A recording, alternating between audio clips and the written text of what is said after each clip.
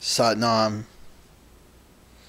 So if you've been following the news and the world events, the world can seem very chaotic right now. The world can seem very out of control, and it can feel very overwhelming. And this isn't even including your own pressures that you're experiencing in your personal life. So it's crucial at this time to adopt a spiritual perspective on world events so that you're able to see the truth, that you're able to see beyond the Maya. And Maya is the ancient word which means that which is not, which is the illusion of reality.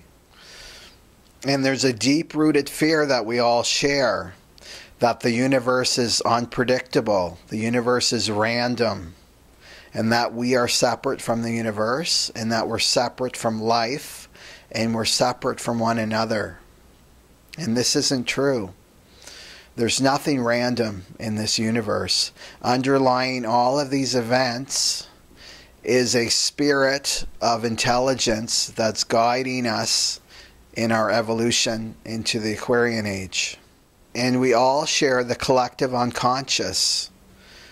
So this is a collection of all our human experiences. So everything that you see out in the world is a reflection of what's going on in the collective unconscious right now. So you are now being given a sacred choice.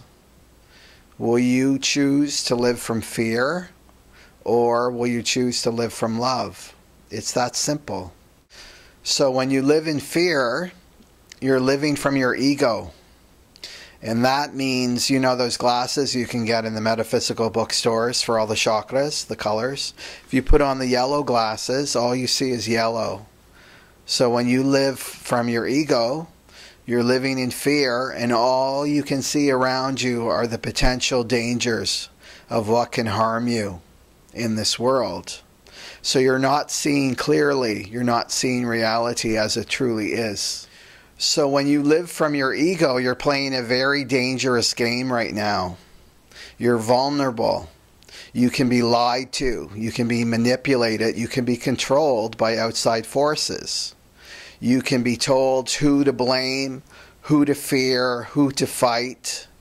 And the ego will tell you to give your power over to those who do not care for your well-being. All these institutions and hierarchies that are built on ego are all built on fear. And the only power they have is the power that you give to them. They'll cease to exist when you take your power back. And all of them are coming down. It's just a matter of time. So the most radical thing that you can do right now is refuse to live from fear.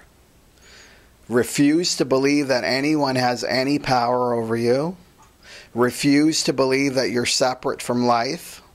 And refuse to believe that there's anything to fear in the physical world.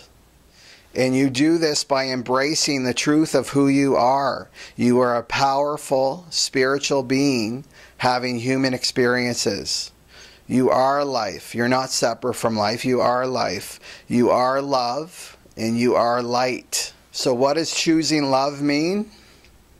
It means knowing and living from your true identity. It means shifting your security from your ego to your soul. So there's a little throne inside you that's peaceful, still, and spacious.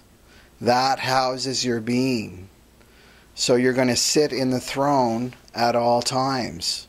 So that doesn't mean you just sit there and you do nothing all day, but you sit there in energy and then you act or not from this place of being. And also to live in the higher frequency bandwidth. So that means to see the world as it truly is. It's in process. This is part of our evolution. There's nothing to be afraid of. And don't listen to the fear-mongering from the media and other people in your life that are identified with their egos. Just refuse to feed it. You're feeding an illusion. You're wasting your energy. And refuse to accept the lie that you're separate from your fellow man. Even the most rotten, horrendous person on this planet is still connected through the one self that connects us all. And if you're like desperately, I need something to fight with, go to the real enemy. The real enemy is inside you, the mind, and confront your own mind. So to help alleviate the fear and the anxiety that can be created by the mind and the ego, as we see these major changes in the world, there's a great meditation to practice, and it removes the fear of the future. So you can click the link above my head, and it's a full 11-minute meditation. Okay, Sat Nam.